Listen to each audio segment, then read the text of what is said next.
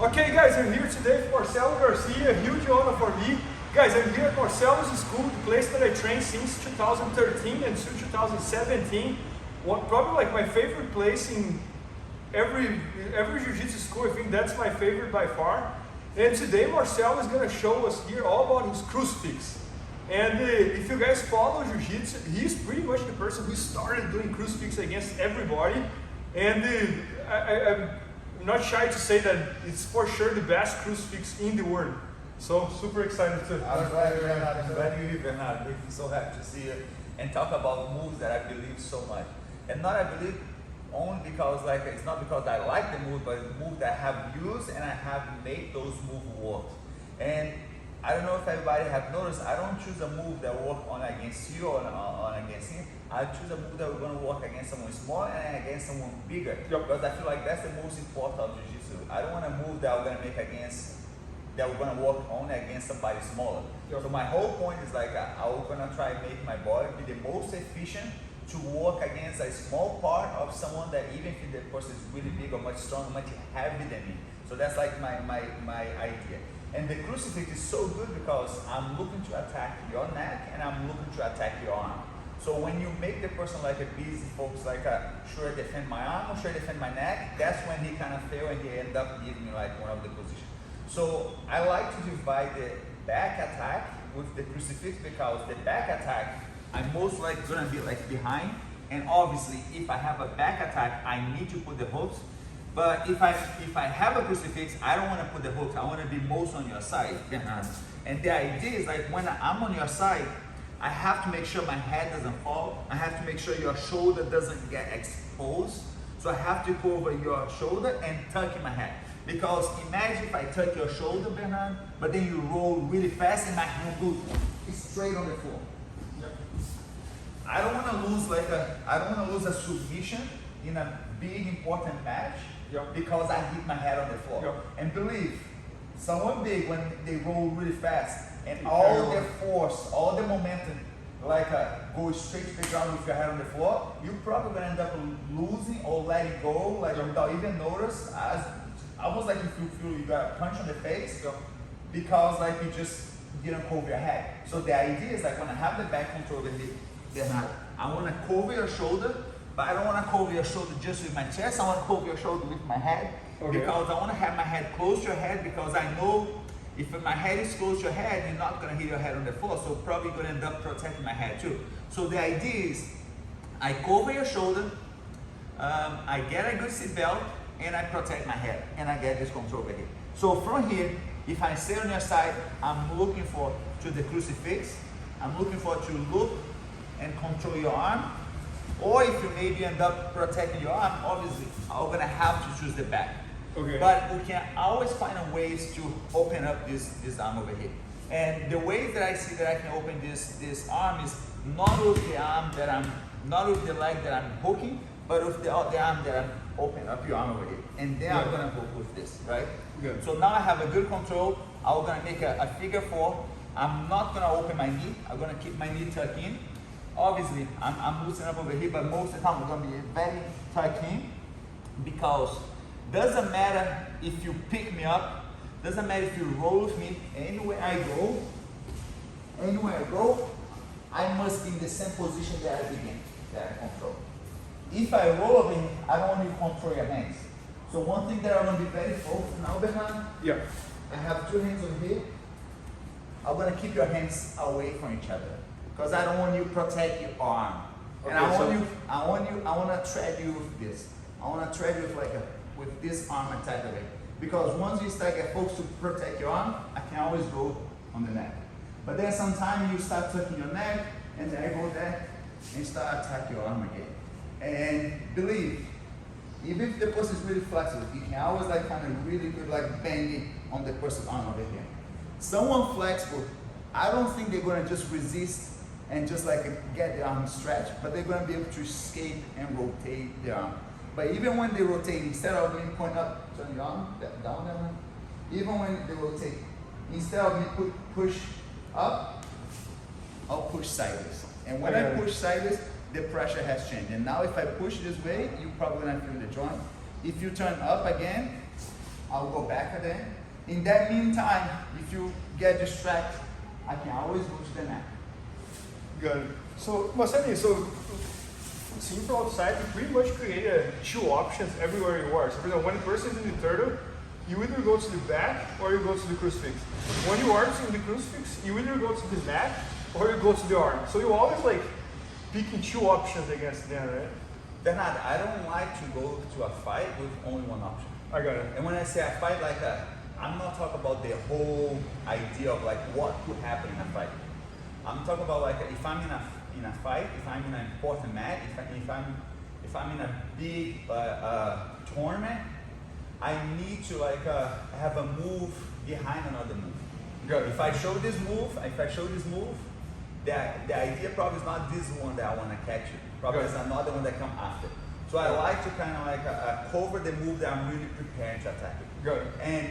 But obviously, sometimes you try like pretend you're gonna do something to do another one, and maybe the other person fall through the first move, and that's okay. Like for example, maybe I can tread like a guillotine, and then you end up giving the sweep, and that's okay. But the idea is like I don't want to go like with just one straight move against you. I want to have one move, kind of like to make you busy, think about that one, but there's another move that comes after that one. So I feel like if you go to a match, if you go to an important fight, I don't want to have just one option. I want to have one option after another option, after another option, and I want to make you like distract with one thing, and I hope I can prepare the other thing to come right after when you distract with the first one. Got it. So I'm saying one more time. Yes. So the idea can come up, Bernardo? Yep. Another thing that I have to make sure like is the same seatbelt from the back control. This is the arm that is gonna choke. This is not nothing to do with your arms over here. Your arms are gonna take care with my hook. This is about like the choking position. So the arm that I'm gonna choke is the one that I have on top of your shoulder, and the arm is gonna be safe. The arm is gonna be protected. I wanna keep the arm like most like underneath possible. Just in case if you try to put the top hand out, that's when I go with the arm that is going to do most of the job. So this arm, the one that is underneath, just protect the border arm. And then we're back to do the whole thing again, right? I'm tucking, I keep like my hand right on your stern. I tuck in my shoulder, I tuck in my head, and then I'll make sure like as soon as I see I have options, I can go there and look for this. Imagine like you don't want to roll on your back. Maybe you're not the person that's going to like to move that much on the mat. So from the same position, Bernardo, imagine if you didn't roll. From the same position, I can start stretch out. I even prefer more this position because I'm going to be on top. And now look my hip, Bernardo. I'm going to just drop all my weight on your arm. So the idea is like if I can choose, even with a back control, I want to be on top. If I can choose. I got it. But if you choose to like, I'm gonna put all my energy to make us roll. I'm very strong, exposed guy. I'm gonna throw you back, and then I'm gonna be on top. But then you're gonna be on my back, right? So because you make me roll. So even there, like, if I have an option, I'll prefer to be on top. But if the person really forced to throw me back, I have the free throw me back. So if you prefer to be on top, that's okay. But if I have an option, if I feel like, oh, this guy's too heavy, it's not that comfortable to have somebody like putting so much pressure on top of my chest, he's still touching his neck, so I still have an option to let go of this. Alright, that's amazing. And then I can even force you to go back there and push you down. Yeah. Here. Or I can look to your arm over here and make ours go back to the same position. Man, that's amazing. Oh, Marcelo, and every time I think about you, I remember you compete on ADCC, and almost on every ADCC you would show up with something new that nobody was expecting. Like, I remember one ADCC was the North-South choke, the other one was guillotine, the other one was like crucifix. So, did you plan that out? Like, I'm gonna come up with something that nobody is expecting, I'm gonna tap everywhere. And by the way, you're the person who has the most submissions in the ADCC history, like, and you're just a middleweight. So what was the game plan behind that? Bernardo, everything comes together in like how much time I put on the mat. And the only reason why I put that much time on the mat is because I just enjoy so much. I never felt like a pressure, I never felt like obligated to be on the mat, so I put a lot of time. So imagine, I have a chance to compete my first ADCC. It was great, everything works out, like I was able to win my first ADCC, but then there's like 2 years until the next ADCC. So in those 2 years, I'm working really hard, and in those 2 years, I'm putting so much time on the mat, and not only my opponents, but my training partners is getting better to defend my moves. So immediately I'm forced to to do something different, to do something new. So I never plan like, okay, now it's 2005, I need to come out with a new plan. No, my game just keep evolving. I believe there's no time and waste on the mat. Every time we put on the mat, I believe we learn something new. Some people go against that, but I believe if you put time on the mat, you can learn something new. I don't want to be attached or stuck to something that I did in the past. I really want to learn something. And I feel like that's always involved something on my game. So I was lucky to things went natural and start to evolve to something different. Good. Like the ADCC 2003, and then the ADCC 2005, and 2007, 2009, and 2011. So, and I still feel like there's something new that I didn't show in the later. So I still feel like, imagine, from 2011 to now, I'm still training jiu-jitsu. I still feel like there's something new that I can show. And it's not something that I planned, it's something that I'm doing on the mat. Okay. So everything that I say, Bernardo, it's something that I have done so many times on the mat, and I have done in the big tournaments. So that's why I talk with so much confidence, because I know it's a move. I know it's a move that's doesn't work only once. Yeah, no, I agree. No, it's super impressive.